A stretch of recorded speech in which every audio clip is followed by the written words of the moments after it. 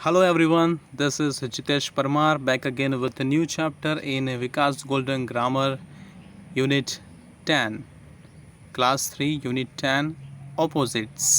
आज हम देखने वाले हैं विलोम शब्द। हिंदी में बोलेंगे विलोम शब्द और इंग्लिश में बोलेंगे ऑपोजिट्स। तो ऑपोजिट्स का मतलब है विरोधी, ठीक है। सो आज हम देखेंगे, जैसे कि यहाँ लिखा है, mini wrote a long answer. Mini ने लंबा आंसर लिखा। Mona wrote a short answer, लेकिन मोना ने कैसा आंसर लिखा? शॉर्ट। यहाँ पे मिनी ने लंबा लिखा, लॉन्ग, एंड शॉर्ट यहाँ पे इसने आंसर को छोटा कर दिया। से दोनों ऑपोजिट हो गए। The words long and short are opposite in meaning. उनके मतलब में, उनके अर्थ में दोनों एक दूसरे के ऑपोजिट हैं। देखते हैं एक्सरसाइज।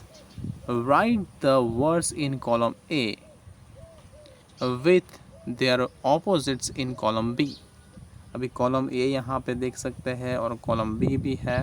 कॉलम ए के अंदर जैसे कि नंबर 1 दिया है डार्क, तो हमें यहाँ से ढूंढना है कि डार्क का ऑपोजिट क्या है। तो हम यहाँ पे देख सकते हैं ब्राइट, तो उन्होंने डार्क यहाँ पे लिखा डार्क और सामने लिख दिया है ब्राइट। और ऑपोजिट्स जो वर्ड होते हैं उनके साथ में जब लिखते हैं तो बीच में ये क्रॉस का निशान हम करते हैं, ताकि हमें पता चले कि ये उसका मीनिंग नहीं है बल्कि ये उसका ऑपोजिट यानी कि विलोम शब्द है। Okay, so this things we should keep in mind. Now let's see, it is written opposite words in column B, then write the pairs in the blanks। और blanks में ये जो blanks दी है उसमें उसकी पैर लिखना है। जैसे कि पहले हमने देख लिया है, तो हम स्टार्ट करेंगे नंबर 2 से। और नंबर 2 में हमें दिखाई दे रहा है, नंबर 2 में है foolish। ओके, सो फुलिश का अगर हम देखें तो ये है नंबर 2 फुलिश। तो फुलिश यानी मूर्ख और वाइज मतलब बुद्धिमान। तो यहाँ पे जो नंबर ए का जो कॉलम है उसका वर्ड हम यहाँ पे लिखेंगे फुलिश, और यहाँ पे उसके सामने हमने लिख दिया वाइज, यानी मूर्ख और बुद्धिमान या बुद्धिशाली आप कह सकते हैं। ओके, नेक्स्ट है नंबर 3 वाइड। वाइड मतलब चौड़ा। वाइड मतलब चौड़ा होता है, तो यहाँ पे उसका अर्थ यहाँ लिखा है नैरो। नैरो मतलब सकरा। हाँ, वाइड रास्ता बहुत ही चौड़ा हो तो हम आसानी से जा सकते हैं, लेकिन रास्ता सकरा हो, बहुत ही छोटा हो, जाने से प्रॉब्लम हो, तो उसको बोलते हैं नैरो। ठीक है, तो ये हो गया वाइड और हमने यहाँ पे लिख दिया उसके सामने नैरो। तो इसकी स्पेलिंग भी आपको याद करनी होगी सारे वर्ड्स की। Now will see number 4 entrance.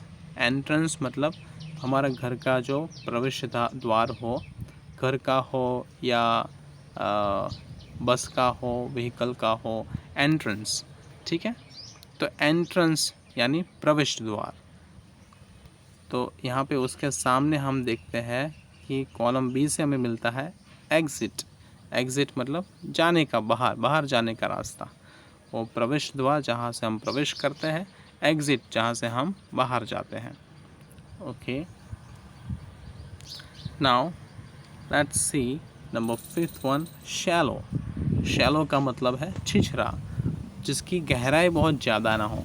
जैसे कि कोई तालाब हो जिसमें पानी हो लेकिन गहराई ज़्यादा ना हो, बहुत ही गहराई में ना हो, ऊपर ही हो पानी, तो उसको क्या बोलेंगे? शैलो बोलेंगे, छिछरा। ठीक है, तो उसका हम देखते हैं कि ऊपर लिखा है यहाँ पे डीप।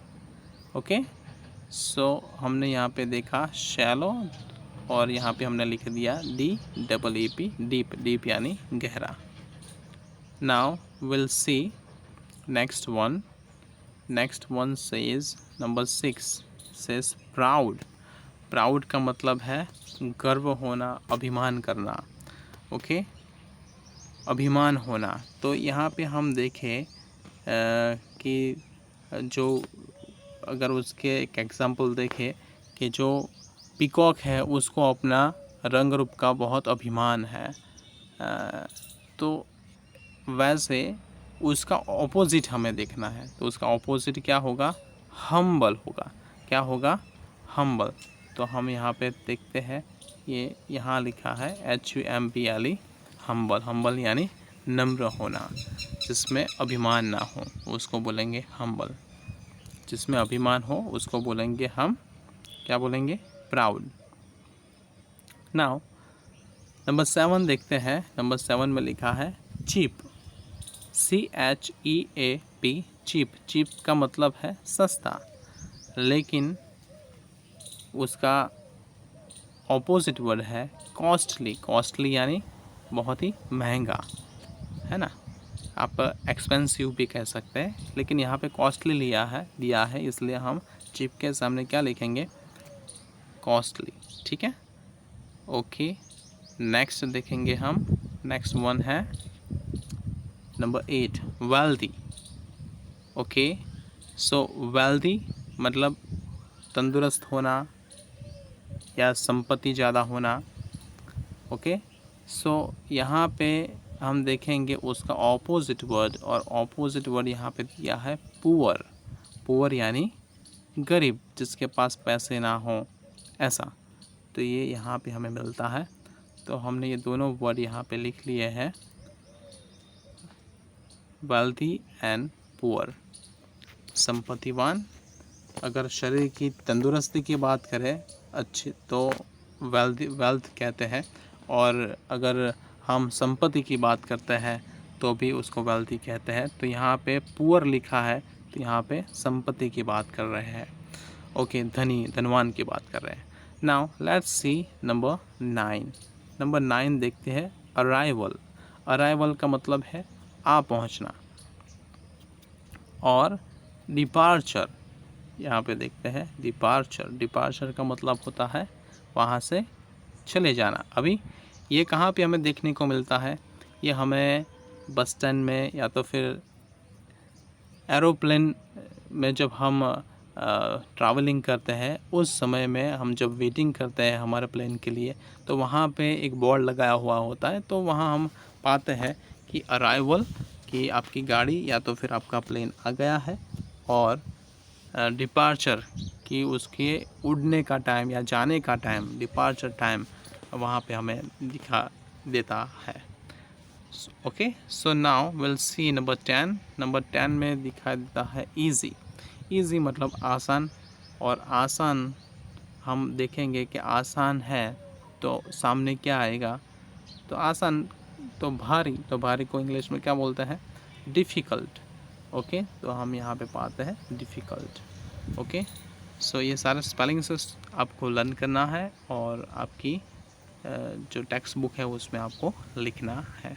सो आज का हमारा लेसन है unit 10 opposites. So thank you for watching, and may God bless you all. Bye.